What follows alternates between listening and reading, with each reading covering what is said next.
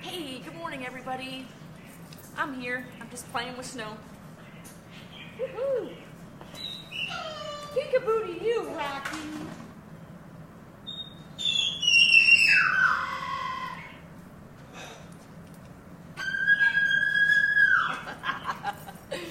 Good morning, everybody. So what? It's Rico. Rico's like, yeah! Ow! Woo! Yeah!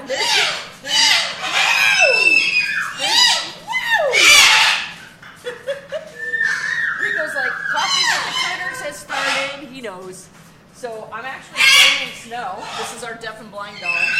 Yeah! You guys, how do you guys know Coffee with the Critters starts? Huh? It was silent night right before I broadcast. So what I'm asking of Snow, I'm asking her to sit. Then I tell her good. Deliver the reinforcer.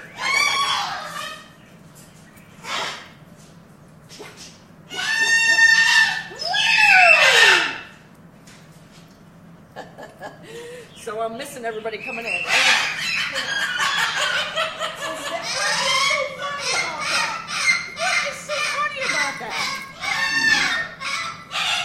I'm actually going to be training Snow during our live stream, guys. Good morning, everybody. I see Adrian, Holly. Good morning, Holly. Peekaboo. Say what?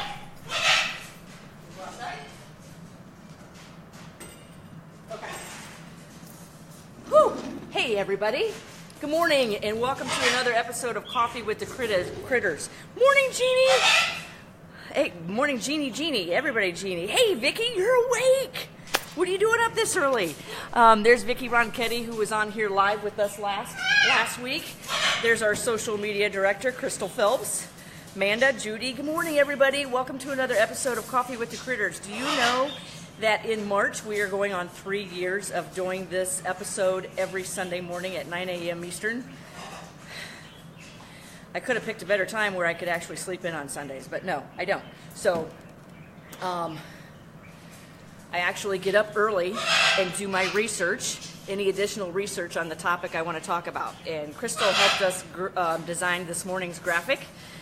Hey, everybody, I got so much I want to say, and I've got 2 pages worth of notes that I want to cover in this morning's episode. For those that are, morning, Eva, Julie, hey. Coco! Yeah, so for anybody that's new, good morning, my name is Laura Joseph, owner of the Animal Behavior Center. I had to think about, what am I the owner of? Owner of the Animal Behavior Center. We are an international educational center. Waiting for somebody to chime in back here.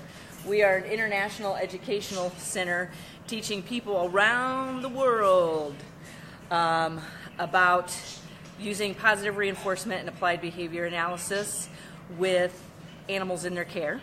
And I do that via our live streams. So in a nutshell, what I do is I help make people's lives better with animals through our online live stream training and education and behavior enrichment.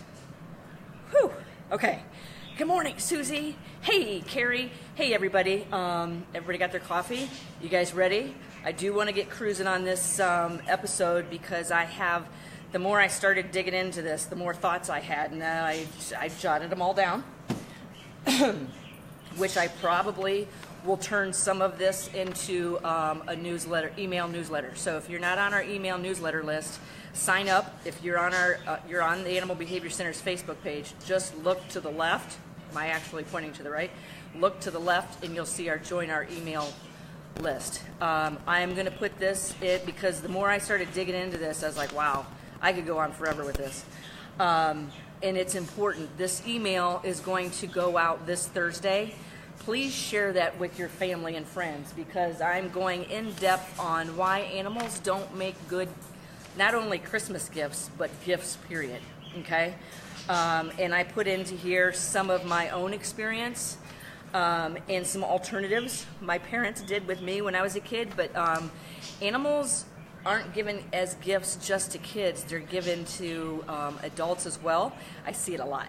Oh, I want to buy my boyfriend a puppy, or my girlfriend a kitty. Yeah. And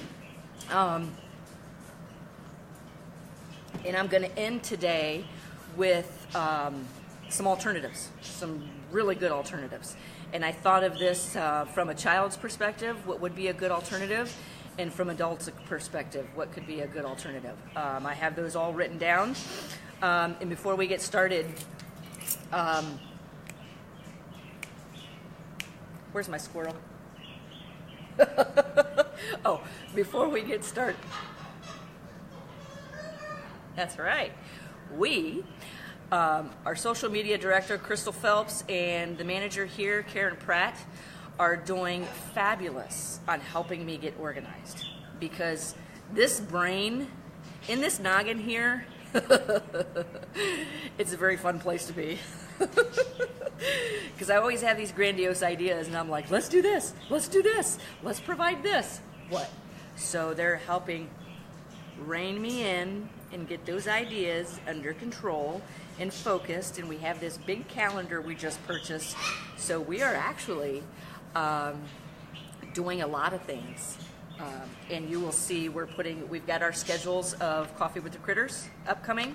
If you guys have not watched last week's episode with Vicki Ronchetti, who was on here at 6 o'clock in the morning, her time, noted, go back and watch that. So let's go ahead and get started. I'm going to train Snow during this. Crystal says you just have so many wonderful ideas, and we want to make sure you can share them all. Yeah. I have a ton of ideas. But this center is based around you guys.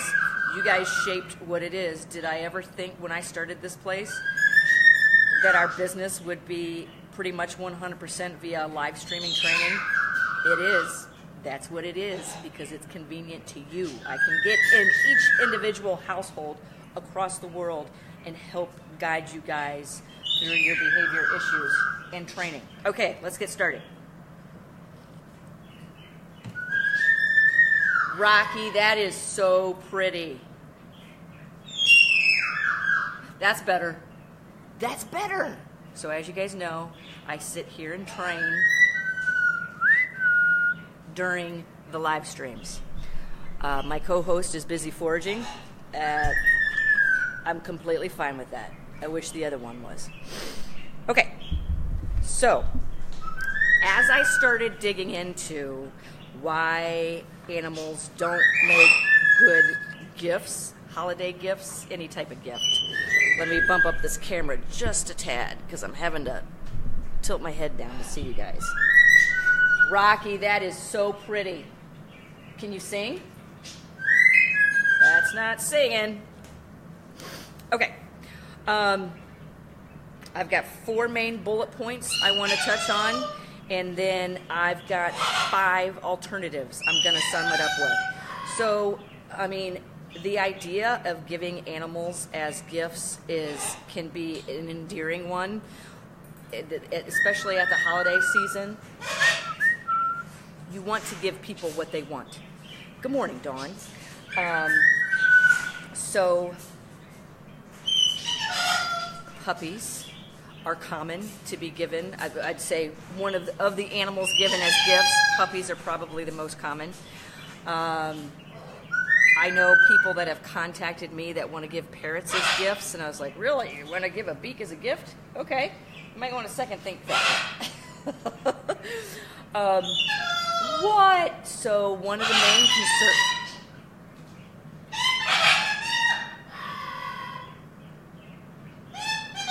Peekaboo! One of the main concerns is the time and education.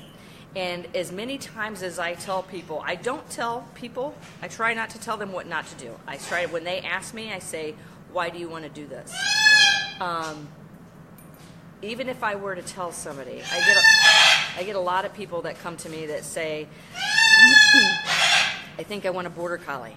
I think I want a cockatoo. And if, as many times and as nicely as I say, don't do it, they do. anyways, so, and I've been working with years of that. So one of the key things is antecedent happening back here.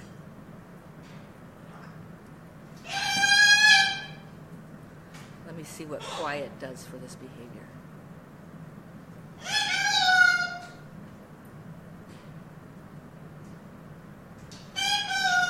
Peekaboo, that's better. Tickle wickle. Have you done your education in researching breeds? Tickle! In researching breeds, species. Because a lot of times when people get, say for example, dogs. Good morning, Coco. How you doing? I'm walking by him with the tripod, something he once was afraid of. Look how close I am now. Hi, Coco. Yes, hi, Coco. That's right, Rock. This is Coco from the zoo.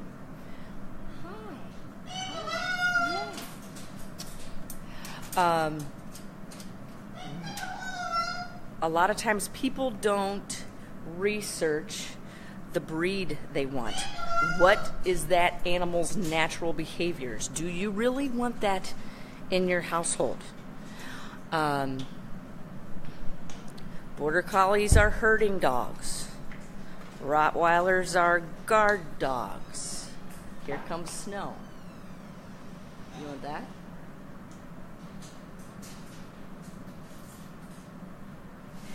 Rocky's like, there's a tripod in my enclosure. Look at you. Oh, okay. You lost the other half of that. Stick it in your dish. Here comes the Border Collie that I said I was going to be training during my live stream. Coco! So I am training her to check in with me, and I just lost my opportunity to do that.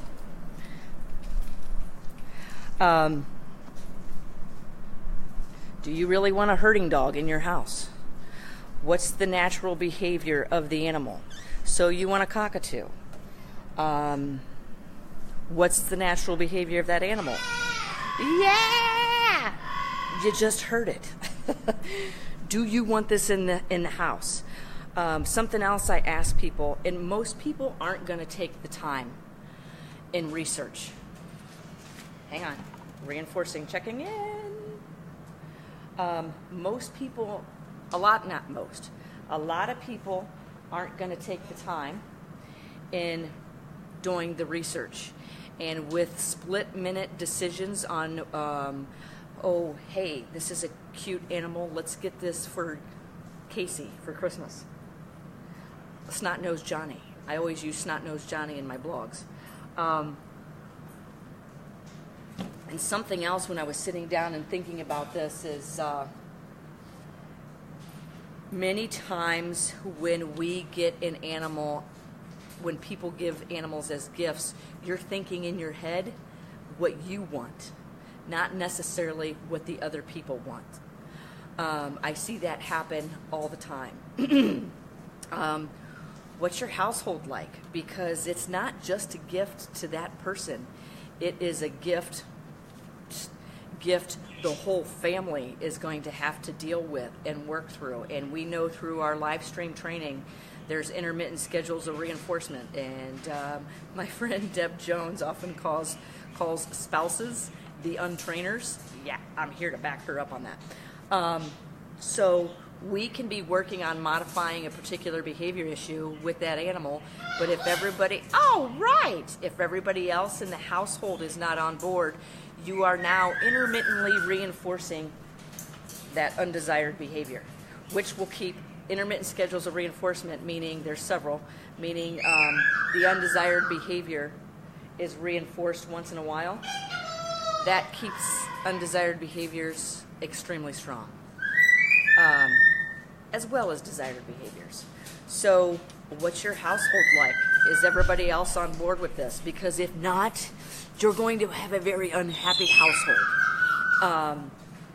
And something else Rocky, that is so pretty.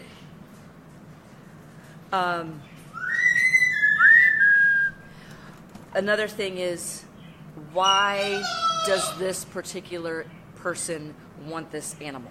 Why? Okay?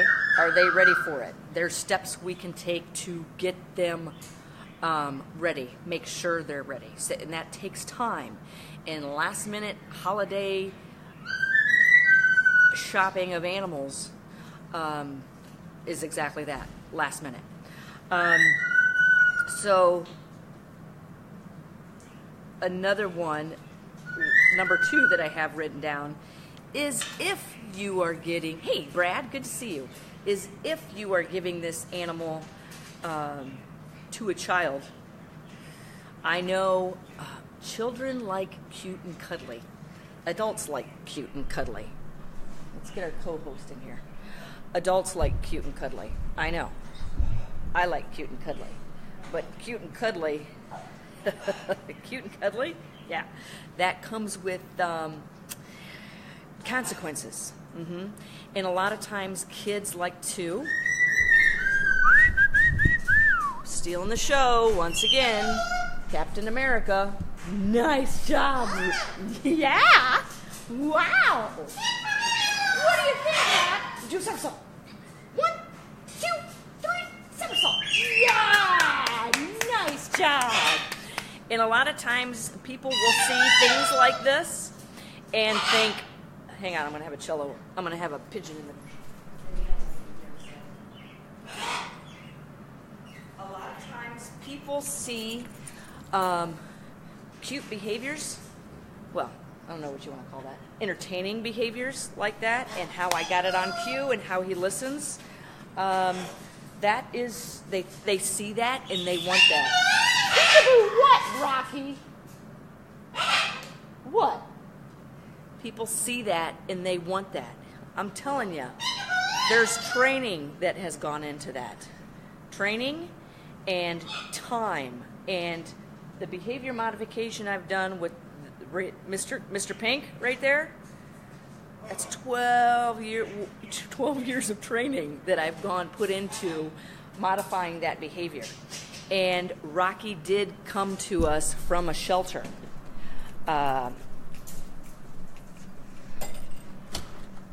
Rocky did come to us from a shelter. And that's where a lot of animals purchased or attained as gifts end up. For several reasons. And let me tell you why, okay? But children want cute and cuddly, and they often, there he is foraging again, level of complexity. Got to keep that mouth busy. They can squeeze those animals. A lot of times I see children don't understand body language. For the most part, adults don't understand the body language. They usually don't understand the body language of the dogs in their own homes. I see it all the time. Another thing I want to touch on is the time of year. Not necessarily the weather, because it's warm in Florida, right? I was talking to somebody in Australia the other day. I think it was 102. It's the time of year, okay? The holidays are here. People are starting to take time off. You have that time. I'm sorry, I'm still sitting here training Snow. I'm just reinforcing whenever she checks in, and I'm trying to keep a roller pigeon out. This time of year is hectic. It's busy. Kids are starting to take off school. Adults are starting to take time off of work. And sometimes we forget, many people won't go back to work until the beginning of January. Hey, Cammie, good to see you. I haven't seen you out here in a while. Snow, you're killing me. This is what I'm reinforcing. I'm reinforcing her checking in. So I'm leaving the door cracked, but every time she checks in, Cello flies up behind her like that and wants to come in to the room. That's okay if I want a pigeon in the room. Why don't you come in here with There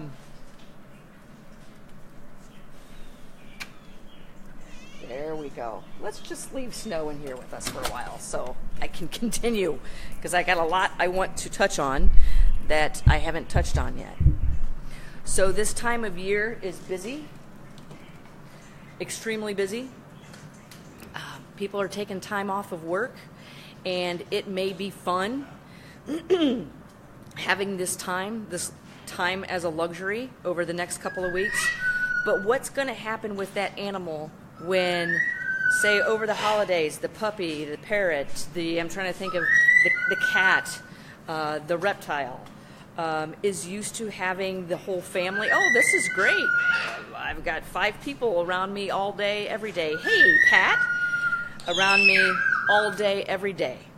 What happens when you guys go back to work and the kids go back to school? Now, all of a sudden, this animal's environment, Rocky, that is so nice. Now, all of a sudden, this animal's environment is severely changed. Nobody's there. I love seeing you guys say hi to each other. So many people get to know each other through the live streams here. Peekaboo, Rocky. You can see how much work is going on around me. I'm up training Snow, trying to prevent the pigeon from coming in here. I'm trying to keep Rocky's voice, his level of tone under control until for the next 40 minutes. Rocky. So then everybody goes back to work and school, and here's the animal, the dog, if it's in a crate, is all of a sudden alone, and a puppy in a crate while everybody's at work or school for 8 hours. Guess what's happening? It's learning to pee and poop in that crate. And peekaboo, it's learning to pee and poop in that crate. Now you have a potty training issue. Hey, Karen. Now you have a potty training issue. Now this cute puppy isn't seeming so cute anymore. And it's going untrained with what you want it to be, what you want it to learn. And also, it starts becoming an inconvenience. It's a lot of work. This is when the family members start learning that, hey, this isn't so fun. Well, it was fun on December 25th. It was a great idea then. Now, Coco, you got the behavior you wanted, which was the surprise, hopefully, from the person you gave the gift to. Now you've got about 15 years of taking care of it. Are you ready for that? There's a lot of work that goes into all of this. Even our dogs. These are a lot more complex. That is a lot of work. And I'm here working on this 12 hours a day, every day, times however many animals we have here, in addition to the ones we take in for training.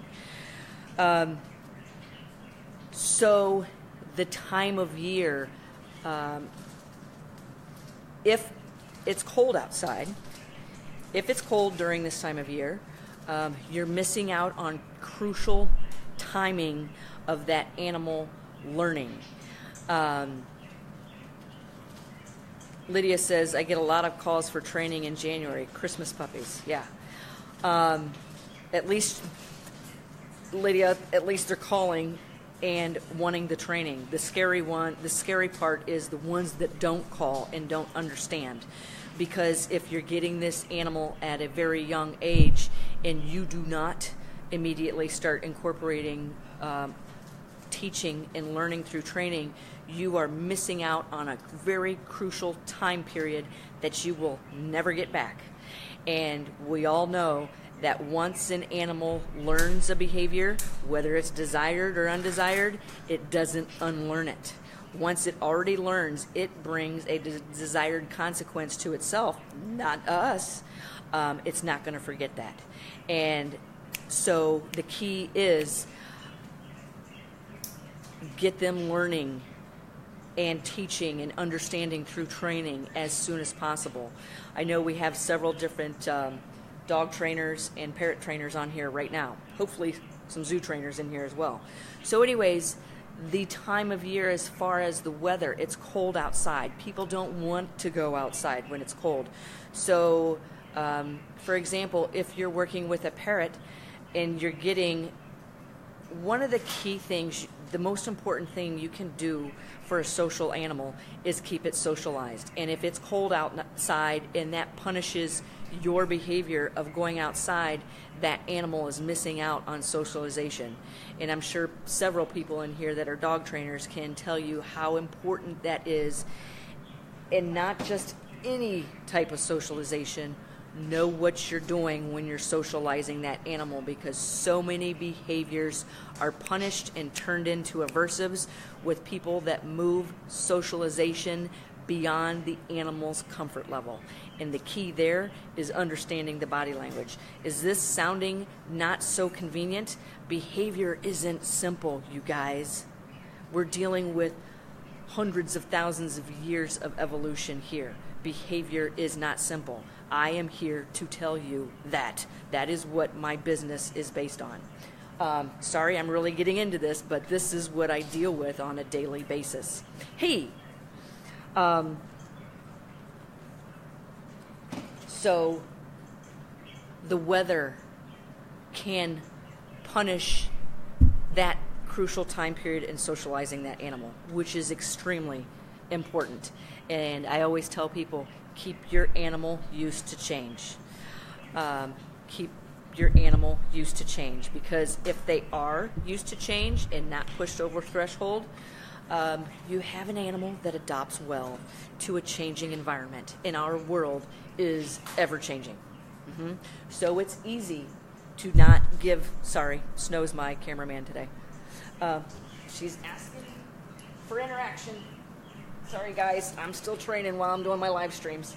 So I'm just sitting here playing tug with Snow. I forgot what I was saying. So what you're seeing Rico doing right now is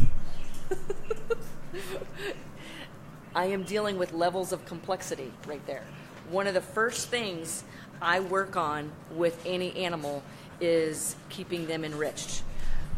Whether that's mental, because it provides mental, physical interaction. I remember what I was talking about. Keeping your animals used to change. Because if they're not, it can be a very stressful environment. And when you're working, it's easier to keep a dog used to change than a parrot. If anybody joins and has no idea what I'm doing.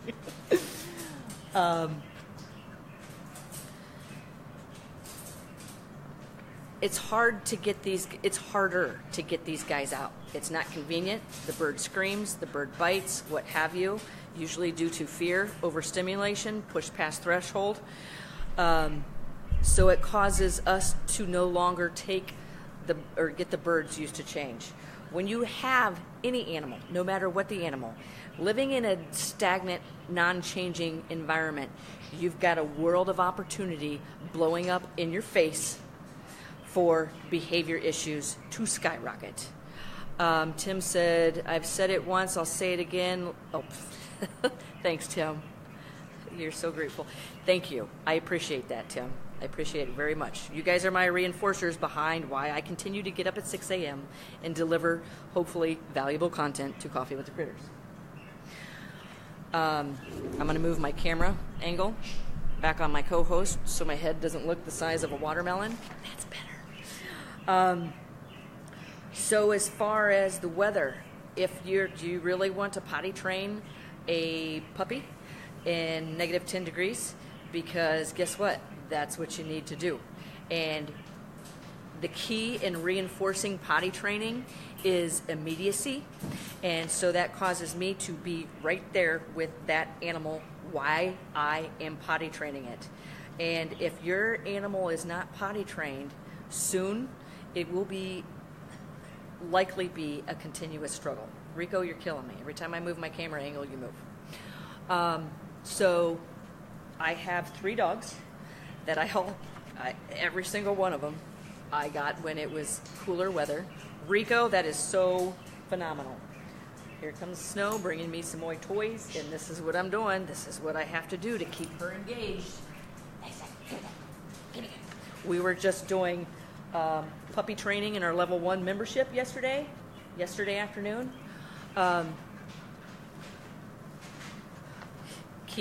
What was it? I forgot what I was saying. I forgot what I was saying. Potty training. The 3 dogs that I have, each one of them I got when in cold weather. And each year I'm like, why did I do this now? I have a 10,000 square foot climate controlled environment, but it's not, the key in potty training is immediacy. You need to be right there and bridge and reinforce that potty training immediately for it to be effective. So there were many times in the past 4 years, last year included, where I am standing outside in 3 inches of snow in my robe and my slippers, potty training my dogs. And every year I'm thinking, why did I do this again in December?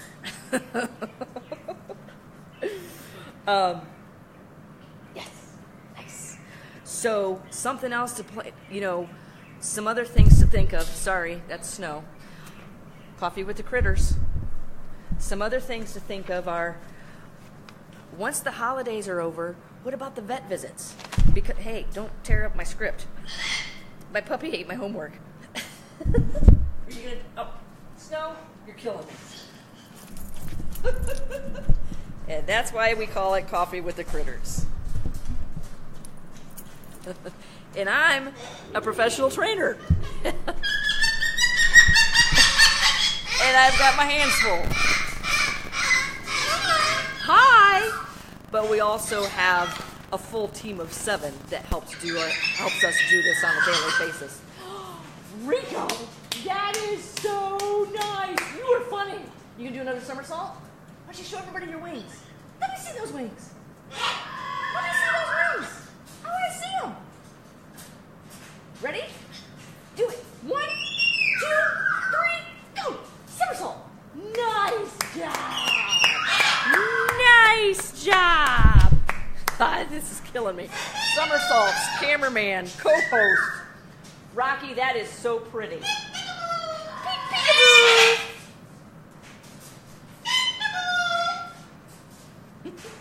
Peek-a-boo. The key is we're always training, whether we realize it or not. If that animal can see, hear, smell, or feel you, you are training that animal whether you realize it or not. The key question is, I love you. I love you. Yes. He just said, I love you. The key question is, what are you training? So, you guys, I appreciate your feedback because, like I said, Lydia here is a professional dog trainer. I saw Vicky in here. I saw a couple other ones.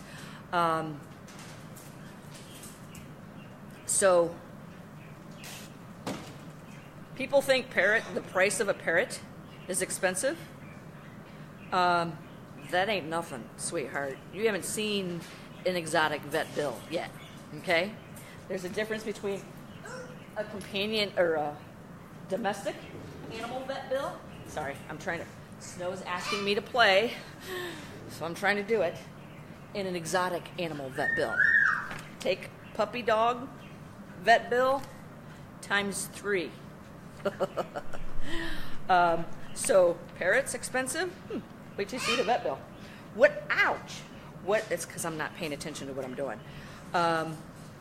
What are you going to do? There's no time in training the animal to accept a vet exam. What are you going to do about boarding? How are you going to board this animal? Because what happens in January, right after the holidays, is it's a very nice rock. Thanks, Angela. Sorry.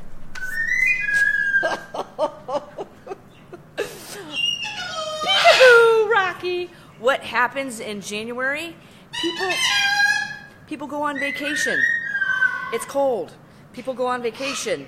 Now you have this puppy or this parrot or this cat where are you going to house it? Do you have your pet sitters lined up? Do you have somebody lined up to come into your home? A lot of times with birds, people need to come into people's homes. It is not easy finding any type of sitter that has exotic animal expertise. We do here. This is exactly why Karen and Sandy, you usually are the ones that sit here with our animals.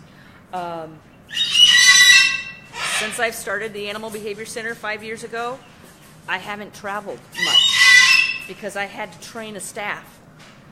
I had to train a staff how to take care of these animals. That's why you recently just see me starting to travel. My husband deserves that. He loves to travel. And as you guys know, we're getting ready to head to Key West. Number 3.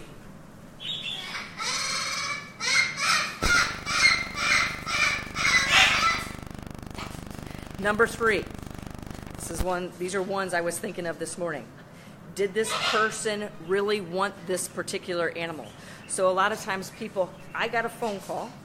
I get phone calls. I got an email the other day. I want to get a deaf dog. Okay, why? That's great. Why? Are you ready? Do you understand how to communicate via sign language?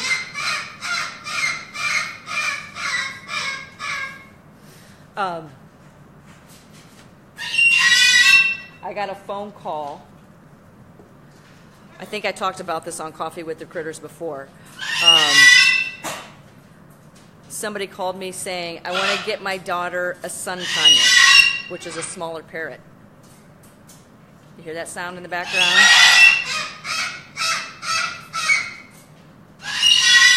That's not a sun conure.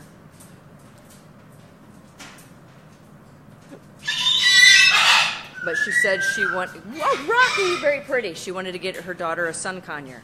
And I said, okay, does your daughter want a sun conure? Well, she wants a smaller bird. Okay. All right. Are you sure? Because I knew this person wanted a bird. And she goes, well, wait, I used to have a bird. And I was like, yeah? What kind of bird did you have? And she told me, and I said, where's the bird now? And she's like, well, my house got disrupted. I got a divorce. The bird had to go.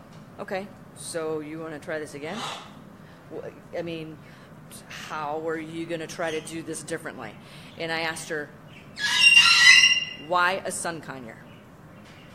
And so Brad says he thinks sun conures are a lot louder. I wouldn't be able to live. I can live with the noise of a cockatoo. I don't know how well I would do with a conure. She said she wanted a smaller bird. And I was like, can I give you some suggestions? And she said, sure. And I said, how about a cockatiel? So I'm thinking child, understanding birds. How about a cockatiel? Look at a pyonis. Rico, that is so nice. Every suggestion, you dork. You're a dork. Do it again. Yes. Every suggestion I gave her, no. Why do you want a sun conure? Because they're very pretty and colorful. Sure, they are. But Vicky says cockatiels rule. I love cockatiels. If I wanted a peaceful life, I would live in Key West, sipping margaritas, while I write a book with a pigeon on my head and a houseplant and a cockatiel. Cockatiels are so smart.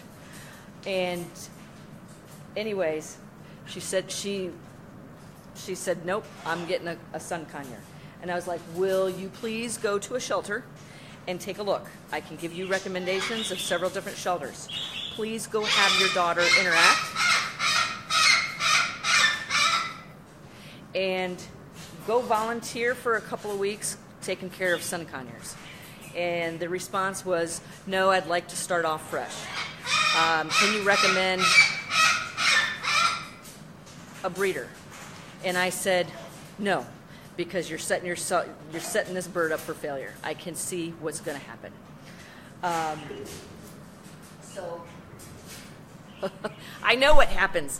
That's why I'm in business. I would love to be sitting in Key West with a pigeon on my head. But people,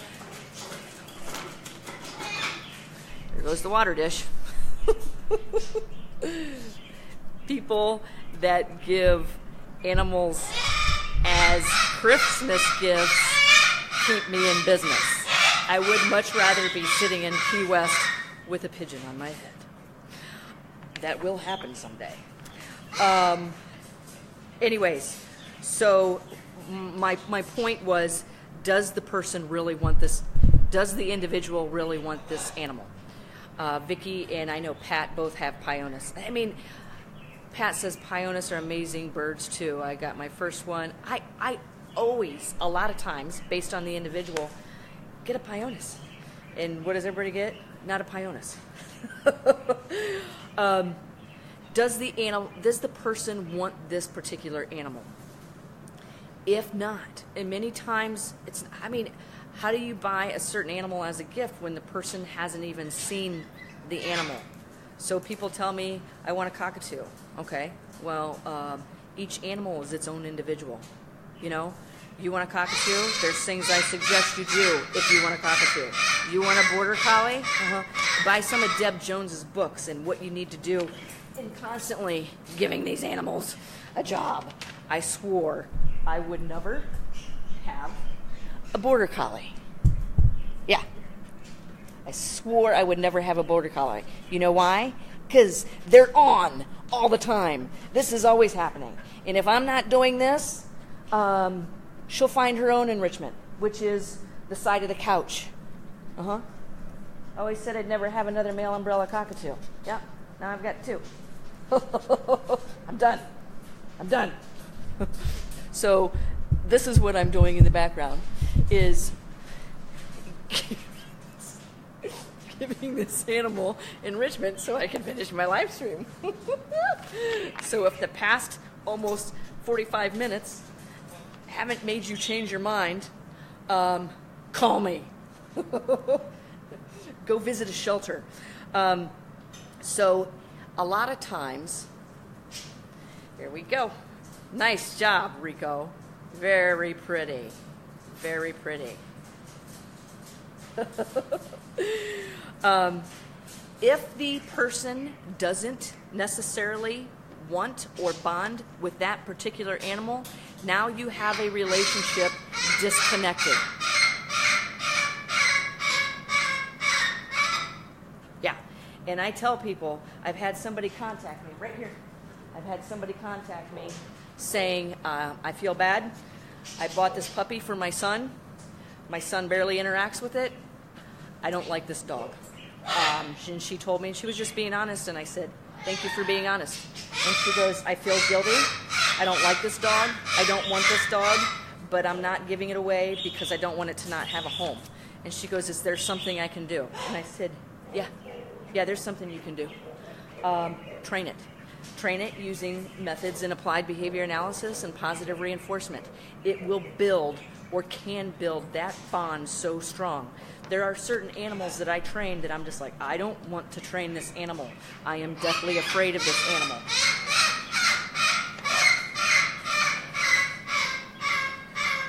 You guys have heard me in the past talk about my work with Micaiah, the pig-tailed macaque at a zoo. That is the animal I'd rather train the tree snakes. Because that macaque I was deathly afraid of. And I started training it, and do you know I built such a strong bond with that animal that anything needed to happen with that animal, a lot of times I was called to get that animal to do something because I built that strong relationship with that animal through the type of things I taught it, and I taught through training. A couple other things. Did the family want this animal? Did you plan for the vet visits? We talked about some of this. Did you research the nutritional needs? That is one thing that is probably seriously overlooked next to the medical needs, okay? And Patricia Sund and I were just talking the other day. You don't have a medically, you don't have a medically or nutritionally well, healthy animal, your training isn't going to go so well. And you're training it whether you realize it or not, okay? So you don't have the nutritional needs of the animal, you haven't researched it. What? Pretty soon you're going to wake up with a puppy that has diarrhea all over the tree skirt, the open Christmas presents. What are you doing? This is a new behavior. I'm going to reinforce the hell out of it. What are you doing? Stop. Dork. You're a dork. You're a dork. See? We're always training. Okay. Let me get another toy. I don't like that toy. How about that one? You want this? You want this? Okay. Snow needs to go run. Hang on a second. And I'm going to, as soon as I let her out, I'm going to come back and give you guys some alternatives. There you go. Run like the wind. Run. There's a reason when I walk in the house, my husband's like, oh, look, Snow's sleeping. I'm like, don't wake her. Please, don't wake her. And I always say, don't wake the sleeping dragon.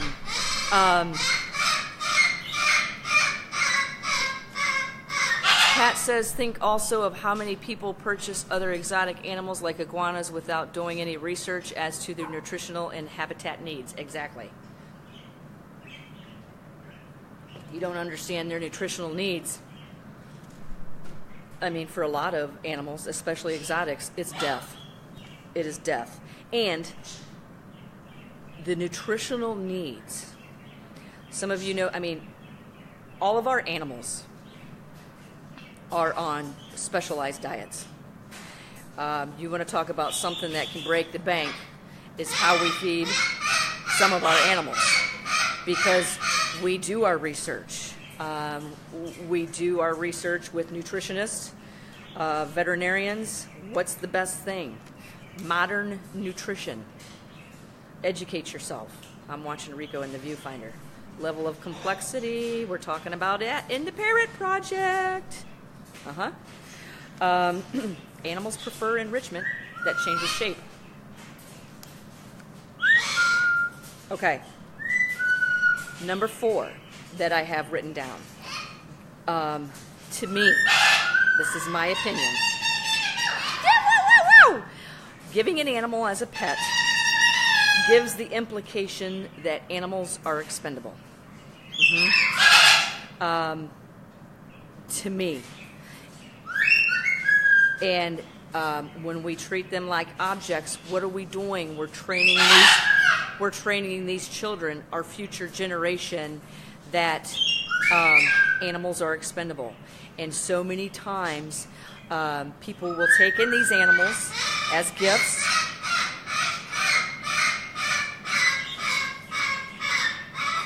And after the dog has crapped all over the tree, Rocky, that is so pretty. After the dog has crapped all over the tree and the parrots destroyed your woodwork, I don't want this one. There's something wrong with it. The children are learning that this is expendable. Take it to the shelter and go get a new one. Okay? So we can train at undesired behaviors as well, and fill up the shelters. Here, Pug keeps tilting his head for my birds. Sorry. Thank you, Rocky. There's Rico, moving on to another toy. So,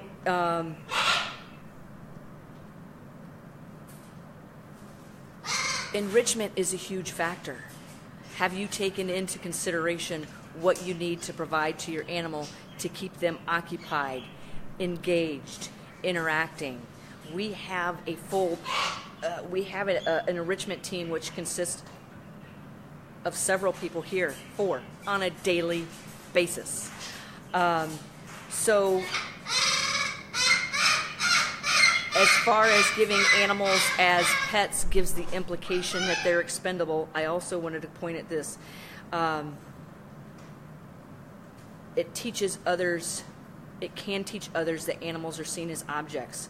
And as you guys have seen, I think I just posted this it was in my last email newsletter about the science and the studies going on that animals do have emotions. They do have feelings. Yeah. So we take this puppy, we no longer want it, so it goes straight to the pound. And where does it sit? In the pound or in the shelter or the rescue? In the rescue, it's not their fault. They're filled. They're filled. And there you have this young, impressionable mind, the animal, going untrained. Okay? This animal is missing a very crucial period of time that you will never get back. And it's sitting there in a shelter waiting to be adopted out while people go out and search for another one. Okay, so let's get started on, we've got 10 minutes left. Let's get started on the alternatives, okay? You have a person on your Christmas list that you want to buy a gift. That's an animal lover. What do you give them? This may not sound fun and pretty right now, but you can jazz it up, be creative, because it's the gift that keeps on giving afterwards. Hand them a picture, a poster, a certificate, something that says that they're going to be volunteering at a shelter, that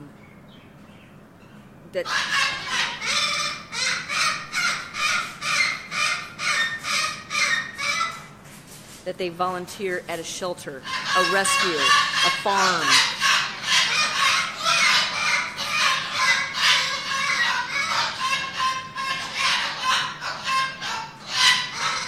An educational facility. Rocky acts like that when I start getting worked up because I start getting too involved. Am I getting too involved? I try not to be opinionated and emotional, but I can't help it. This is what you're seeing here is years of experience and work and consequences.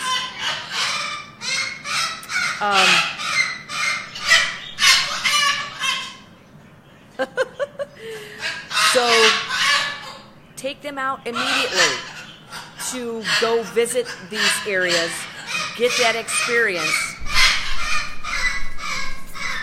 Let's go visit a pig. How about that? I'll be right back, guys.